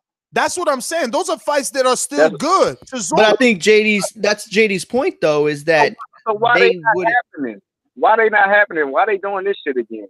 because that's what the UK do. You know they have in-house fights, but it's still a good fight. It's a rematch. It's a good fight. It was a good fight the first time, and Chisora made himself more relevant the second time, and he looks physically better. Did you watch any footage? Yes. Wait, real quick. Oh, now you This want is real like quick, that's huh? why I brought up Devin. No. This is why I brought up Devin Alexander against Berto. Like, nobody wants to see that shit again, man. But we like, saw get that it. shit up out of here. But Like, we saw it though.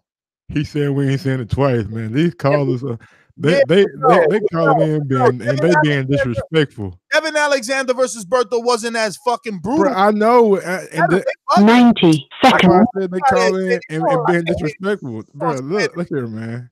2 back-to-back callers called in and straight shitting on this fight. I don't know why. I don't know what's going on. But I personally think it's a good fight. You know what I'm saying? I want to see the rematch because I do think Dereck Chisora did enough in the first fight to legitimately get a draw, if not possibly win the fight. Man, But I just don't know what's going on with the callers today, bro. Seconds. Let's go out to the UK, man. We're gonna change that shit up real quick. It's these hating ass Americans. Let's go! I'm ready. Ain't you a hating as American too, though? You can like kind of classify yourself as that too. I'm not biased. I'm not saying you're biased, but sometimes people say you hate on Crawford a lot. I'm saying I'm not a hating ass American because I'm not biased. I would hate everything in the UK.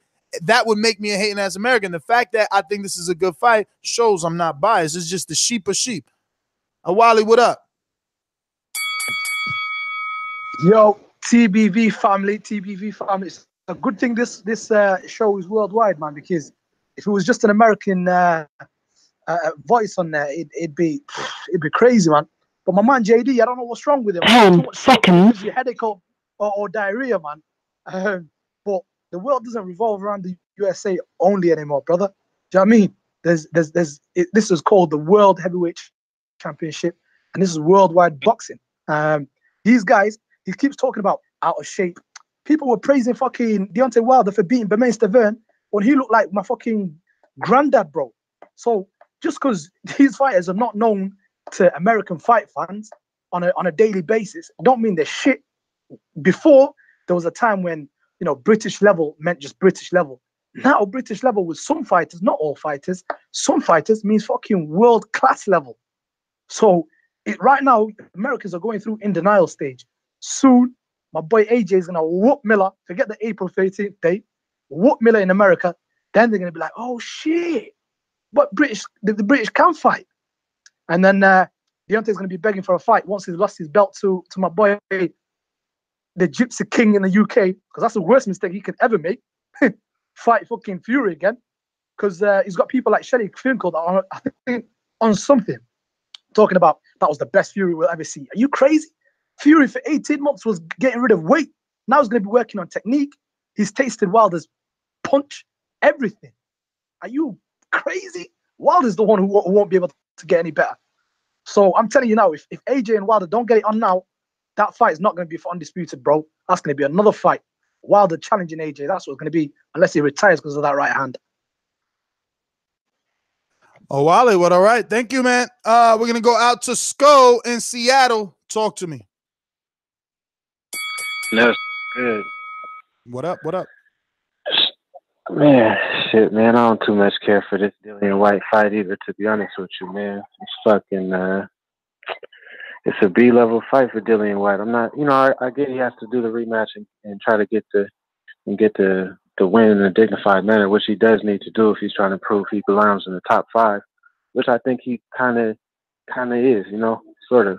And so this is just kind of a boring fight to me. I don't really care about it. I know it's going to be a good scrap, but it doesn't really do nothing for Whyte.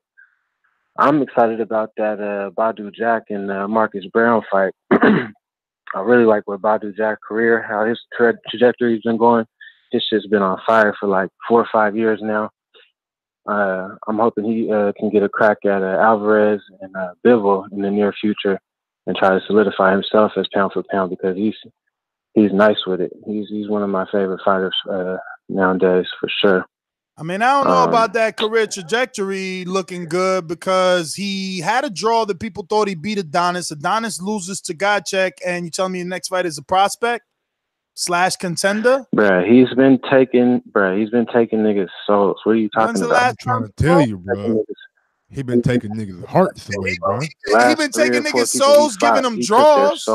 It's not his fault, bro. That they be bullshitting, man. It's always your fault if you get a draw. It's always your fault when you get a draw. All right. You could always do more not to get a draw. And if he beats Alvarez and he beats Bivol, is he not pound for pound? So why he ain't fighting Alvarez and Bivol instead of fighting this guy?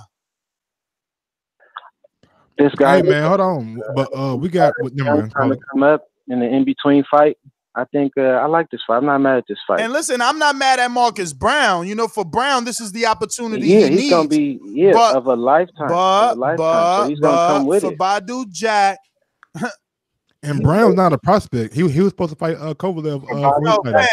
Fam. Don't keep showing that you're a fucking 2.0 casual. I'm saying he was supposed to fight Kovalev for his title. Mike over here showing that his name Mike. So he wasn't. There was no talk of him fighting Kovalev for his title. Hey Mike, just because you talking about a title shot, don't make you a contender, chump. But you heard why Captain Duke didn't want. Okay. Go Google that shit. You heard why Captain. Go Google that shit. I know what happened. You know what happened? You can't change from prospect to contender without actually changing from prospect to contender. Hey, real quick. Hey, real quick, let me interject this real quick. Thanks to our boxing chat, I think it was Ron that got this. Boxing Scenes learned that Dillian Whyte, Dereck Chisora rematch will air in the US on Showtime. Most people thought it was going to be on Dazn, but it will be on Showtime. Hey, real quick. So Thomas Top Dog Williams. Why you talking over? I'm asking you a question, Nick. Why you starting laughing now, nigga? Now you starting laughing. You know what I'm saying? Thomas Top Dog Williams is a prospect. Yo, let him talk. I'm asking, nigga. He can get a whole nother minute. I'm asking you a question right now. You think you about to win this combo? You lost. Okay, all right. Never been a champion. Yeah, but is he a man? Easy, man. Yo, fall back. Let me get Mike. my question in real quick. What do you guys think about that Korobov and Jamal Charlo? Because I haven't seen Korobov fight. I know he's supposed to be. I like it. I like it. To see him. I like it because it's a good step up. It's way better than Patrick Holland, and it's not like it's underneath Willie Monroe. I mean, Korobov got more power than Monroe. Korobov was supposed to fight Peter Quillen at 160. He's a natural 160 pounder, whereas with Willie Monroe, he fought in the Boxino tournament a couple of years back as low as 54. He actually fought Brandon Adams, who was a contender winner. So look, on short notice, it's a great fight. On short notice, it's great. Fight. Sko. Okay, I'm gonna say on Korobov, he started like I believe at 175. He beat Uzkatagi at 168. So he's proven to have. You ready? Ready for what? Talking all over Sko, all disrespectful. Nigga, you go ahead, man. Go ahead, man. No, let the listeners know your little whack ass evidence. Go ahead, Exhibit A. What is it you want? I'm just going to ask you: was Top Dog Williams considered a prospect when Marcus Brown fought him? Okay. So before I answer, which I am going to answer, I want to make that clear. I'm a novice. I'm just asking a question. I want to make that off top of my head. I ain't look shit up either. clear that I'm going to answer, but I also want to say, is it cool to answer with a question? Because who the fuck did Top Dog beat for you to even be considering him? I'm just asking because why does he make Marcus Brown a contender? Because he's a veteran. I mean, your question, or you can answer mine. It's either or. You're gonna get to your answer. I'm just saying, Top Dog has been a. Oh, that's disrespectful. He's a veteran in boxing, so that. I mean, that should make you like a. If you got experience, you're like a journeyman, or what? I mean, what do you consider now, or like a fridge contender? In that, as a motherfucker who been getting knocked out. All right, that's all he done, bro. Like, and no disrespect to Thomas Top Dog, but like, come on, he been getting in the loss column. What about the other guy you fought? Campillo, old veteran. Listen, Marcus is where he deserves to be. He's prospect / contender status. Why? He was gonna say Edwin Rodriguez, right, Mike? Who? I thought that's what he was gonna say. But what is Edwin known for? Losing the Top Dog and losing to Andre Ward? Like, I don't get what this guy's doing to himself. He's just going through box rec, killing himself instead of watching tape. No, I'm asking a question, bro. I'm just asking a question. I remember off the top of my head that he fought Top Dog. You was walking over so-called, like you was like, yo, he was walking over. And you should know. And the reason why I'm trying to defend Marcus Brown, because I don't think he's a prospect going against Badou Jack. Now, I think it could be a mistake going against somebody that experienced like Badou Jack, who's been putting guys. I mean, you say what you want, but that 12th round against Stevenson, that was a motherfucking brutal round from Badou. That guy in the fight against James DeGale ain't been right since. I'm just saying, man. Badou Jack is a nice fighter, bro, and people need to quit sleeping on him. And you need to put some more respect on his name when you talk about him. Okay, yeah, whatever. Is he fighting one of the champs? You want to turn this into Badou? Let's do it. Is he fighting one of the champs? Man, the way Mayweather promotion set up, they fight sparingly. And look, now we ain't gonna ever get Marcus Brown on the show because you want to do this, but let's do this. So no, we ain't gotta do nothing. I'm asking you a question though. You saying he's not a prospect? Okay, I don't think he's a prospect anymore. No, he's not a prospect anymore. Where's his world title shot at?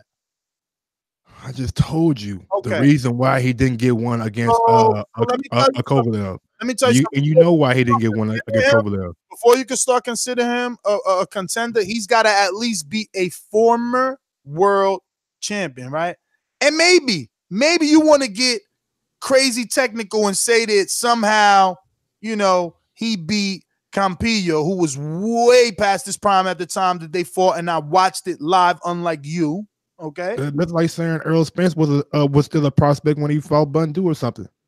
Bruh, he wasn't, because he had Algieri, he had former world champions on his resume. You know what I'm saying? Algieri was a champion at 140, not 147, right? Brother, former world champion. Now you want to exclude that? I'm not excluding it. I'm just saying for the weight class, brother.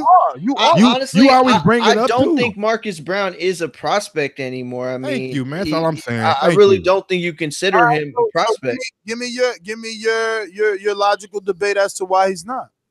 Okay, look, you're saying that he has to fight a former world champion.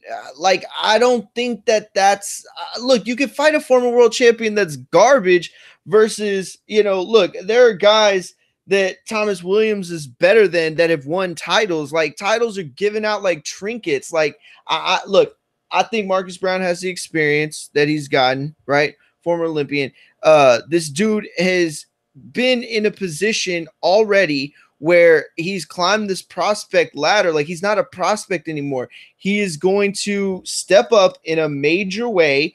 And just like Mike said, it might be a little too soon, maybe whatever. But look, time's ticking. He's got to do it now. So no, he's not a prospect. I'll put it to you this way. That's not an excuse we can use if he loses to Badou Jack. We're not going to say, oh, he was a prospect. Like, no way. He's ready. Not. He's ready. Listen, he's as ready as he ever will be. You and Mike just used the term. It might be too soon. Definition on Webster's for prospect: the possibility or likelihood of some future event occurring. Right? Likelihood. Synonyms, right? Likelihood, hope, expectation, anticipation, good, poor, chance, odds, probability, possibility, promise of more. None of those sound definite. You want to hear what contender means? Here we go.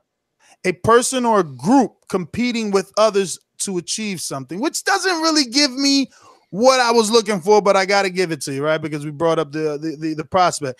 But look, if you want me to be fair, I can see it, but I can pick it apart, bro. Listen to me. Aaron Pryor Jr. does nothing for us. Cornelius Whyte, maybe. I believe that was a common opponent with Sergey Kovalev at one point in the Sands Casino when Kovalev had the NBCC Sports deal with Main Event. Yeah, you're right. But that doesn't make Cornelius Whyte good. He just lost to someone we know. Gabriel Campillo. I believe he was the IBF champion at one point in his career. But again, this is what I'm saying. This is what BoxRec ain't going to teach you. Campillo was always old. Campillo always lived in Spain. Campillo got signed late to Sergio Martinez, who himself was a late fighter. So tell me, how old was Campillo when he started getting shined by signing to Sergio, who became a promoter in the late end of his career? And where is he at as a promoter now? And what has Campillo done? What has Campillo done? Who has he beat? Okay, but it's not to say that Marcus Brown deserves to be in the top 15 pound for pound because he beat Gabriel Campillo, but to suggest that Marcus Brown didn't gain something off of fighting somebody with the track record of a Gabriel Campillo, like, nah, come on, you're bugging. Marcus Like, that's Brown bullshit. is number Marcus 9 Brown has in gained the world. plenty of Number 9 in the world. Number 9. If you're the number 9 in the world, you should not be considered still a prospect. Man, homie. Mike got the smoking gun. That's it. Mario, all right, brother. The glove fits. Okay, good. I'm glad that you're jumping on his bandwagon because it's not a bandwagon. It's just it's only gonna make my next statement go ahead. better, bro. You could call him number 9.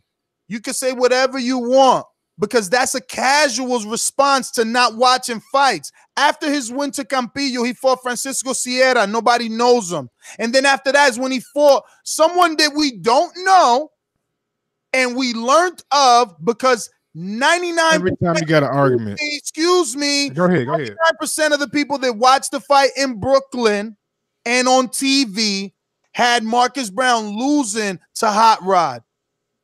I'll pronounce his name with Jeffrey because remember, he's from Florida. But that doesn't have anything to do with whether or not he's a contender or a prospect. How contender if we thought you lost? Contenders lose, my man. The first time contenders lose. Man, like, come on. There it goes. Radivo Kalajic was the dude that he fought in Barkley. Got dropped in everything. Okay? And then after that, let me show you what Al Heyman and the team has done. Okay? And I guarantee you go to the betting odds and Badu's a favorite. Okay? But I'm sure he is. Show you what they done. After they seen Rajvan put him down, after they seen that, he didn't have the power to stop him. Thomas Top Dog Williams, no chin. Sean Monahan, no chin, no power. Francine Natutu, who the fuck is he? Lenny Castillo, fucking local Brooklyn fighter. Come on, bruh. But you're talking about prospect, contender, world champion. That's what you're talking about. Prospect, contender, world champion. Nobody's saying Marcus Brown is world champion. This is what he does every time he got an argument. He goes down people's he knows he lost. resumes. He knows he lost. He goes down people's resumes, bro. He goes down people's resumes every time he got an argument. This is what he does. Resume. Resume next. I lose then. Well then resume I lose. Next. Well then I lose. There's 2 of you guys that agree. I'm cool. I'll say that I lose, but I don't believe that I lost because my man ain't beat nobody, but y'all making him a prospect. They brought me back to slay him. Just because he's been around. Just because he's been around fighting fucking nondescript dudes. Let's check the ranking of those Natutus and those Lenny Castillos, man. Y'all gonna make Marcus never want to come on the show just because I'm telling the truth. Yo, that's gonna be all on you, first of all. Second of all, nobody's calling Marcus a world beater. Nobody's saying that Badu Jack ain't better, but there's levels to this shit. There are bum contenders, and I'm not calling Marcus a bum, by the way. I'm just saying there are bum ass contenders, and there are thriving, contenders, but he's certainly not a prospect anymore. Come on, bro. Let me tell you something else that y'all both overlooking. Name another 2012 Olympian that hasn't fought for a world title yet. You can't. You cannot. Even the, and no disrespect to him, but even the lowest on the ladder, which is Terrell Gachet. Yeah, Terrell. Lara. Even he already fought for a world title. Like, don't tell me what the fuck I know. But there are other factors to why he didn't fight for a title. I'm gonna get the fucking. No, it's not being optimistic, bro. These are facts, bro. These are facts, man. He got in trouble with the law a couple times. That's what I'm gonna get. The Mr. Rogers soundbite for this little happy motherfucker right here. NL talking in New Orleans. Give me a high five. Bro. What's up, man? Marcus Brown, bro. I mean, I don't really look at him as a prospect, bro. He's been around too long never to see a prospect. Exactly. I mean, so that's what y'all doing. Y'all ranking him because he's been around. I mean, I'm keeping it on the 100 with you. That's, I mean, it just don't feel like saying they're a prospect. I mean, maybe he is, but I don't look. Man, if he get a win against Badu Jack, man, that's gonna change his life, man. That's gonna put him right there. He definitely got a title shot after that. That's for sure. He gets the Badu Jack, but now for Badu Jack, it don't really do too much for his resume, but it's better than fighting a cab. He ain't no cab driving that. So it's, you know what I'm saying? It's not a shit fight. I think it's gonna be. I never said it's a shit fight. How could it be not a shit fight if a world champion fighting a prospect? Come on, dog. You just killed yourself. No, I didn't. You just killed yourself. The thing is, Menno, you got him, Menno. You got him. The thing Good is, job. listen, Menno with the assist. I was clear when I said for Marcus, it's everything. But for Badu Jack, this is a moonwalk. That was my exact words. It's not a. He ain't going forward. He ain't going forward. He ain't even going sideways. Okay. And for Marcus, even though for Marcus, this is going to be the biggest win on his career, and it's going to do a lot of things for him, it's the wrong fight because there ain't no belt. You're going to fight this dude for nothing. Then you got to fight another dude for a belt. So whatever. But why do you think he's doing that, Ness? Why do you think he's doing that? Because he's been around too long. Go ahead, Eno. Go ahead. My bad. Let's say Marcus Brown fight one of these other cats, not Badu Jack, but somebody like a little bit under that's gonna get him a title shot. He's gonna have to fight another one of them. Then he's gonna have to fight a Badu Jack or somebody like that to get a shot. So he might as well take this fight, see what the fuck gonna happen because he's been around too long anyway. Let's see what the fuck he got. Know what I'm saying? Let's say he don't win the fight. He might do it. He might, know what I'm saying? Put a good showing on or whatever, you dig? You never know. He got to take this shot off the top, you heard me? I don't see, ain't no way, bro. If he pass up this fight, man, he going to be one of them journeymen or something. He's going to be on that track, man. Exactly. That's a great point, Eno. That's a great point, Eno. Y'all all about to be bodied after Eno's call. All right, look, let me finish my call right quick. For Dereck to Chisora and Dillian Whyte, man. Look, before you cut me off, let me get this out right quick. These two cats, bro. This is like it's another meaningless fight, bro. Some top rank type shit. You know what I'm saying? Nobody care who win or lose this motherfucker. You dig? Like I'm tired of this shit. I'm tired of these type of fights. And I want to see something. I ain't never saw before, Ness. I want to see, you dig, like Keith Thurman and Spencer Sean Porter and Crawford. Like, I want to see some new shit. I'm tired of seeing this recycled shit. Somebody that already lost to somebody, but he's fighting again, and they're probably gonna lose again, man. I'm tired of that shit, man. We gotta switch this shit up for 2019. And another thing, you said another show. Let me get this out right quick. Like this hard fight, easy fight shit. No, if you fight 2 fights a year, I want 2 smokers, man. Ain't no motherfucking easy fight when you fight 2 times a year. If that's how you gonna fight, if you doing it like that, it gotta be 2 smokers, man. That's my call. And we gotta cut the shit for 2019. And let's look for the Spence Mikey fight. I gotta get at you on the Patreon and all that, man. We're gonna do some Louisiana style crawfish and shit. I'm gonna get with you, I'm gonna holler at you, but that's my call. That's what's up. Ness, let me ask you a question real quick. Let me ask you a question, okay? And I'm not trying to trap you or nothing. I want your honest answer. What does Marcus Brown gain more of? Beating somebody like Badou Jack, who doesn't have a title, right? You said, okay, but he has a presence and a notoriety in America, or beating a Better Beef for the IBF title? What does more for him? Better Beef. Think so? Better Beef has shown he's got a weak chin. Better Beef has shown he's not even TV. Like, people don't care that he fights. So you think that propels Marcus Brown's career further? Better Beef is actually being steered towards Joe Smith Jr. But let me tell you what's going to happen if Marcus Brown beats Badou Jack. They're going to have the rematch. Why? Because they ain't going to have nowhere else to go. For Badou Jack, he fucked up and lost to a prospect. For Marcus Brown, he fucked up, looks too good. Now no titleist is going to give him a shot. Okay? You guys think you're so smart, but you're not. Who the fuck is going to fight Marcus Brown after he beats Badou Jack? No, who said? But that wasn't our argument at all. No. If you look at the WBC, that is the argument, because from day one I said, yo, this ain't a good fight. It ain't doing nothing for Badou Jack, and y'all made it into, yo, but Marcus is good, to try and make this fight good. This fight is all wrong. It ain't about Marcus' resume. That's how we got onto resume, because I think this is a wrong fight. Marcus beats Badou. He's stuck in a rematch. Because who's gonna fight him? Go ahead, tell me. So you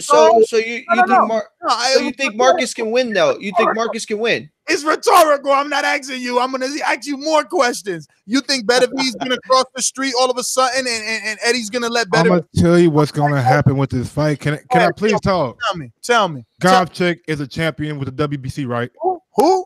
Govchik, the guy who just beat Stevenson, right? Yeah, he's a WBC champion. Can I talk, bro? Please, can I talk? Purse big Govchik. Yeah, him. He won. Yeah. He's a champion. Your whole theory is based on a future purse bid. Go ahead.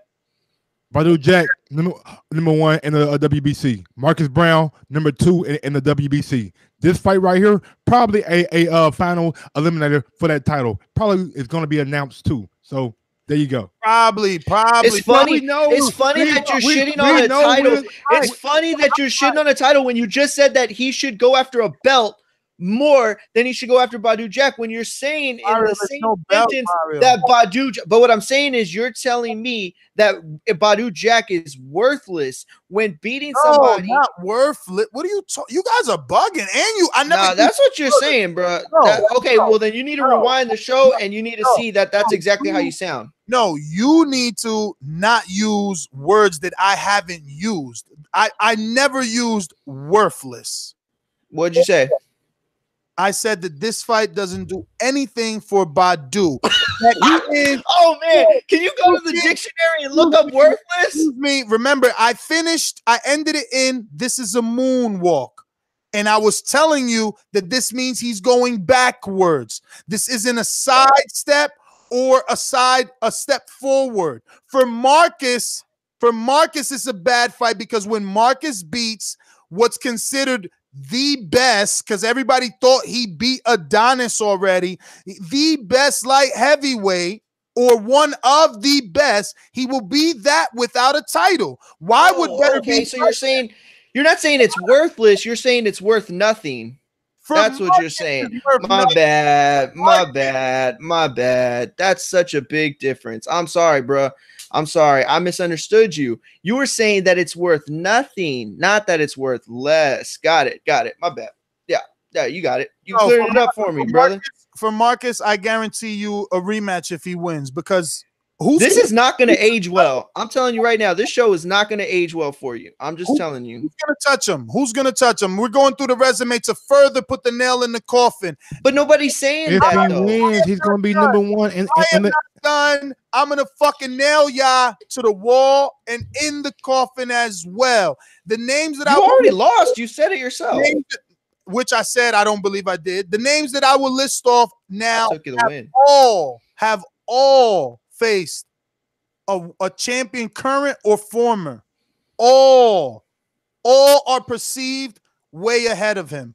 Elderly Alvarez, Alexander Gacek, Dmitry Bivol, Badu Jack, Adonis Stevenson, Sergey Kovalev, Artur Beterbiev. I'll just stop there and mention all of these have fought or won world titles. All of these have been champions or are Junior. We already know what he's done and who's he done it to, okay? Same time Marcus was around, okay? Sullivan Barrera, we know who he's faced, who he's lost to, who he's got in with already, okay? John Pascal, how many times do he's got to get beat up fighting people better than him? So he's done it. And Marcus hasn't.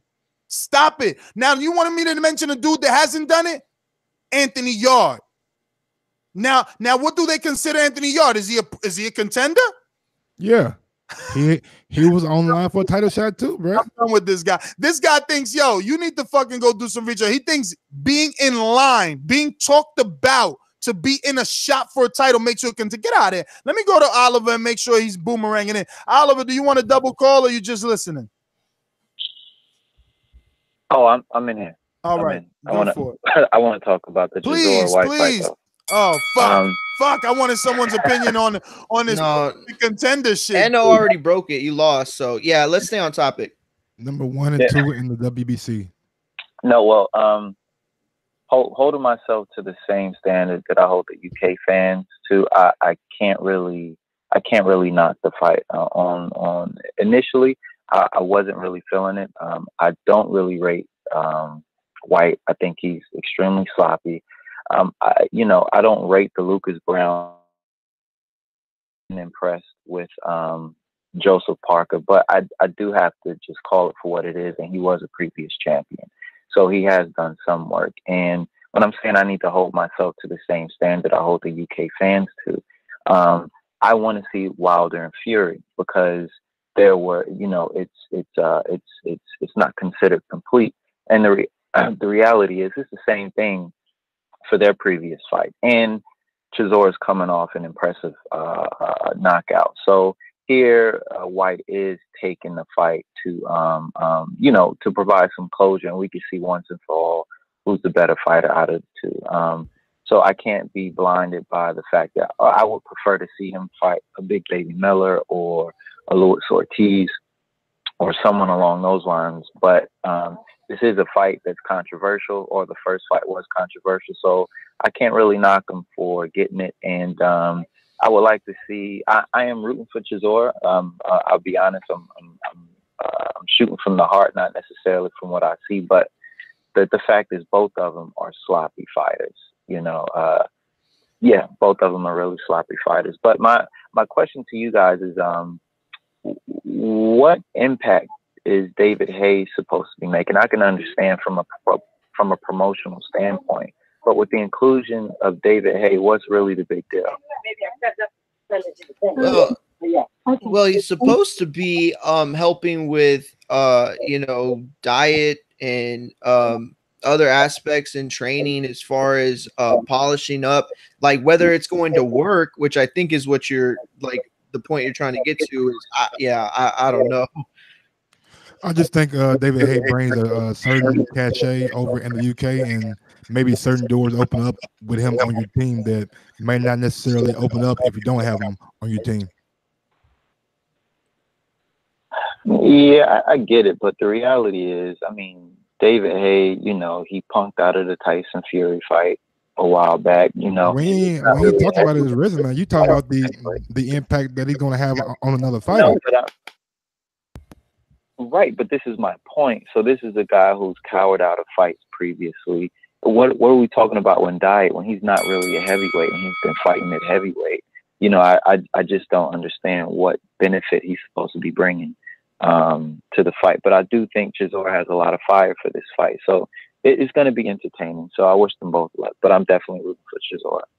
I feel where you're coming from, whether it's going to work or not, and I definitely agree with you. But they said that the team has said that he's brought certain diet tips and stuff like that. So I mean, just because he's not a heavyweight doesn't mean he doesn't have that knowledge. So, but at the same time, I agree with you though. Well, it's come to that portion of the show where it's time to go. For those listeners and even hosts that want to stick around, we got more coming to you. Don't forget, we got Shelly Finkel. I believe he told me 5. I got to talk to the group, guys in the group, see what time exactly. But we should have that scheduled here in the next hour and a half. We'll have Shelly Finkel, and we'll be talking more Deontay Wilder, the topic that you love to hate. So, yeah, join us around 5 p.m. Eastern. Be our next show / interview.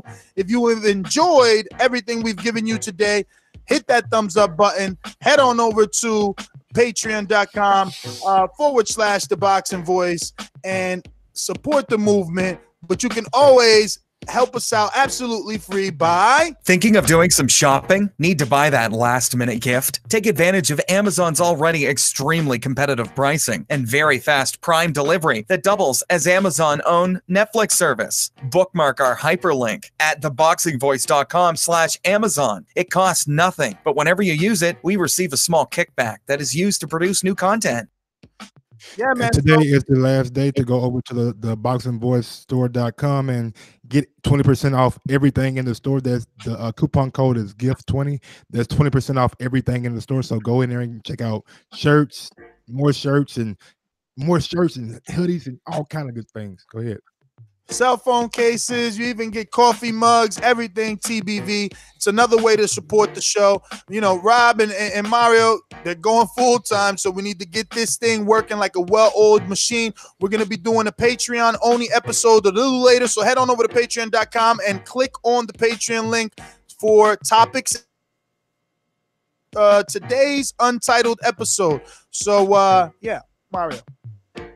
I am Mario Munguia. You can follow me at Mario Munguia on Twitter and Instagram. Mario Munguia. I'll probably be changing my handle to the Nest Slayer, or at least 1-0. So you know, we'll do that. Sure, because you've mentioned I won. Because you've mentioned the fight that made you believe Marcus. My bad. Me and Mike won. I'm sorry. No, you lost though. You said you lost. What was the fight that made you believe he's a contender? I'll save it for Patreon. Maybe they want to hear it on Patreon. Exactly. He gets no win. He's just a contender. Like NO said, he been around too long. Man, what the fuck? Niggas ain't got to fight to fucking be a contender no more. I hear y'all. Man, you here sending shit. Well, my name is Rob. You know what I'm saying? That's addressed me as Rob earlier. I caught it and I was like, I'm not even saying it. I don't know what Rob IG is, but shout out my guy Rob, man. Merry Christmas, happy holidays to you and your family. But follow me on IG at Gross1911 and on Twitter at Gross2312. Word. Yo, I'm your host, Mr. Gibbs. Instagram, Twitter at NestGTO. Subscribe to the YouTube channel right here at youtube.com /ThaBoxingVoice and the backup channel at youtube.com /Nestor Gibbs. Do say. Peace.